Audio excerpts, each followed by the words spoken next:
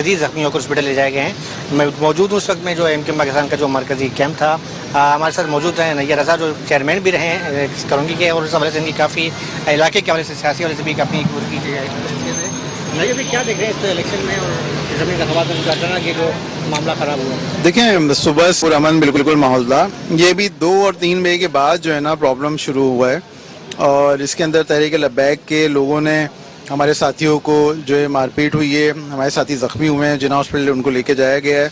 اس کے علاوہ P S P کے لوگوں نے بھی ہمارے ساتھیوں پہ تشدد کیا ہے. تو یہ لانڈی کے اندر پہلے ہوا ہے, اس کے بعد پھر یہ بڑھتا بڑھتا کورنگی میں بھی آیا ہے. اب یہ ہو یہ رہا ہے کہ جتنے پولنگ اسٹیشنز ہیں اس کے باہر جو ہے وہ رش لگنا شروع ہوا ہے وہاں پہ مختلف سیاسی جماعتوں کا, اور وہاں پہ یہ سچویشن جو ہے نا خراب ہوتی جا رہی ہے. تو میں جتنے بھی قانون نافذ کرنے والے ادارے ہیں ان سے میں ریکویسٹ کروں گا کہ فوری طور پہ اس پہ ایکشن لیں اور وہاں پہ آ کے ان تمام صورتحال کو کنٹرول کریں. آپ کی کوئی بات ہوئی ہے سر اس کے علاوہ کام سے, کیونکہ ہم یہ دیکھ رہے ہیں کہ پولیس کو موجود ہے لیکن کی تھوڑی. جی بالکل, ہمارے جو ذمہ داران ہیں ان وہ رابطے میں, پاکستان رینجرز کے بھی, پاکستان پولیس کے بھی, اور سندھ پولیس سے بھی رابطے میں, اور وہ آئے بھی ہیں اور اس پہ وہ کر رہے ہیں. لیکن ابھی جس طرح کرنا چاہیے ویسا ہمیں نظر نہیں آ رہا ہے اس طرح ابھی تک. بالکل نیر صاحب کا کہنا تھا کہ جس طریقے سے سیکورٹی کے اقدامات ہونے چاہیے تھے ویسے نظر نہیں آ رہے, اور ایم کیو ایم پاکستان کی جانب سے سندھ پولیس کے اعلیٰ افسران سمیت رینجرز اعلیٰ حکام سے بھی رابطہ کیا جا رہا ہے تاکہ جو ہے اس جو موجودہ صورتحال ہے اس کو جو ہے وہ کنٹرول کیا جا سکے. صحیح. تو 2 سے 3 بجے کے بعد صورتحال کافی کشیدہ اب دیکھنے میں آئی. ملک آفتاب ہمارے نمائندے وہاں موجود تھے جو کہ وہاں موجود جو شہری تھے ان سے بھی بات کر رہے تھے, اور ان کے حوالے سے انہوں نے کہا کہ 2-3 بجے بعد کشیدہ صورتحال مزید ہونے لگی اور لاٹھی چارج کیا گیا. تو لانڈی نمبر 6 میں پولنگ کے دوران ہوائی فائرنگ سے ایک شخص جاں بحق ہوا, متعدد زخمی ہوئے, اور ڈائریکٹر جناح اسپتال شاہد رسول نے بھی اس حوالے سے کہا ہے کہ فائرنگ سے جاں بحق شخص کی لاش اور 4 زخمیوں کو لایا جا چکا ہے. بات کریں گے, نمائندے طلعت حسین بھی ہمیں جوائن کر چکے ہیں. طلعت حسین, ابھی سیاسی رہنما عامر خان کی گفتگو ہم نے اپنے ناظرین کو سنوائی, ان کی جانب سے کچھ ایلیگیشنز لگائی گئی ہیں ایک خاص جماعت پر. تو قانون نافذ کرنے والے ادارے کیا کہہ رہے ہیں اس حوالے سے؟ آپ چونکہ گراؤنڈ پر موجود ہیں, کیا گراؤنڈ ریالٹیز آپ نے آبزرو کیا آج پورا دن؟ جی بالکل, عامر خان نے جو الزامات لگائے ہیں سیاسی جماعتوں کی جانب سے, جو الزامات ایک دوسرے پر اسی طرح کے الیکشن کے دوران جو ہیں وہ لگائے جاتے ہیں, تاہم ان الزامات کو وہ جو لگا رہے ہیں ان الزامات کا جو ایکشن ہے اس کے اوپر وہ تو الیکشن کمیشن کو ان چیزوں کے اوپر نوٹس لینا چاہیے اور ایکشن لینا چاہیے.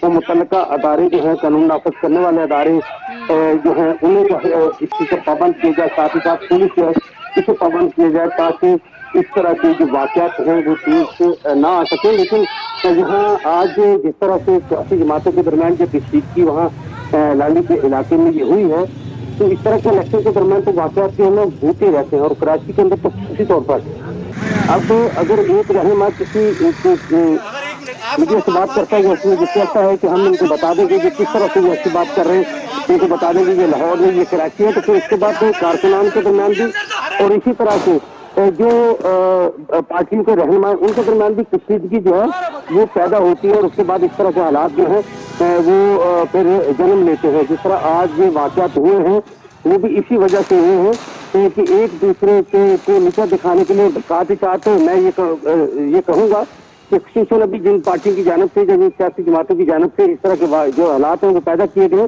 جب شام کو رزلٹ آئے گا تو آپ دیکھ لیجیے گا کہ یہ وہی ہوں گے کہ جو ہار رہے ہوں گے, اور جیت رہا جو ہوتا ہے وہ کبھی بھی یہ نہیں چاہے گا کہ حالات خراب ہوں, یہی چاہے گا کہ پرامن حالات ہوں, پرامن معاملہ رہے تاکہ رزلٹ آئے اور ہم اپنی جیت کا جو ہے وہ جشن منائیں. تو یہ بات جو ہاری ہوئی سیاسی جماعتیں ہوتی ہیں جن کو اپنی ہار کا ہوتا ہے وہ اسی طرح کے جو معاملات ہیں وہ کرتے ہیں. ڈی آئی جی مقدس حیدر نے ابھی ایک اپنا بیان جو ہے جاری کیا جس میں اس نے کہا ہے کہ مکمل طور پر حالات جو ہیں وہ کنٹرول میں, کسی قسم کی کشیدگی نہیں ہے علاقے میں. اس وقت جو پولیس ہے, رینجرز ہے, وہ گشت کر رہی ہے, اور ساتھ ہی ساتھ ابھی جس طرح سے گنتی کا عمل شروع ہو چکا ہے, تو اب کارکنان جو ہے وہ اپنے اپنے کیمپوں میں بیٹھے ہیں, اور زیادہ تر جو وہ ڈی آر او آفس کی طرف انہوں نے رجوع کیا ہے کہ جو رزلٹ آ رہے ہیں ان رزلٹ سے ان کو پتہ چل سکے کہ جیت کس کا مقدر بنتی ہے. جی طلعت, تو حلقے کی اس وقت صورتحال کے حوالے سے تو آپ سے مزید انسائٹس حاصل کرتے رہیں گے. ہمیں یہ آگاہ کیجیے کہ اسپتال ذرائع کیا بتا رہے ہیں, زخمیوں کی حالت کیسی بتائی جا رہی ہے؟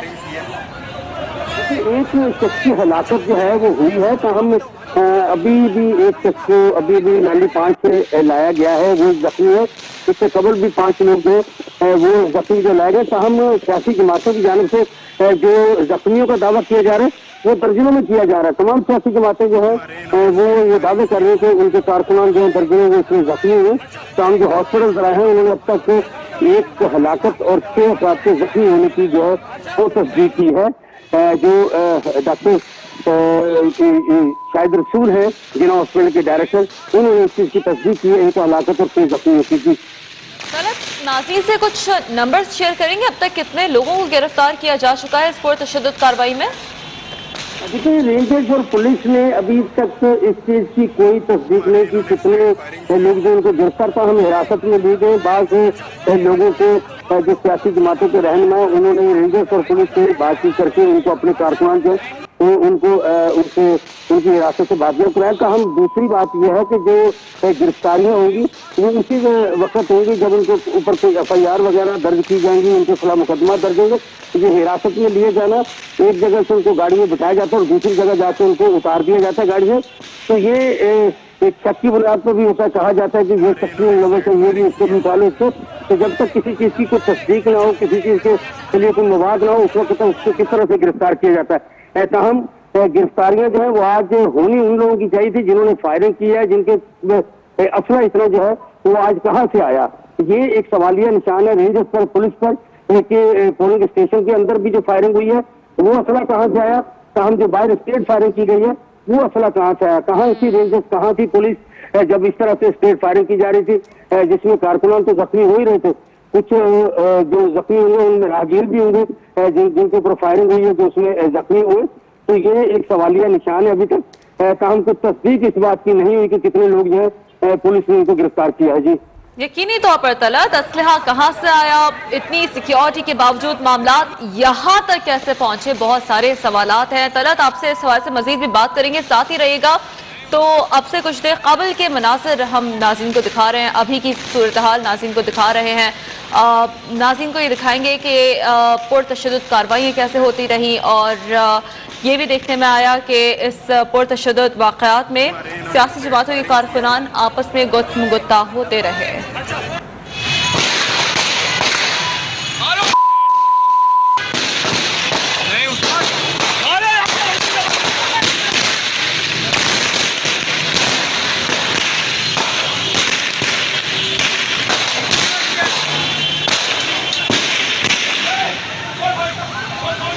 ہمارے انہوں نے اسٹریٹ فائرنگ کی ہے.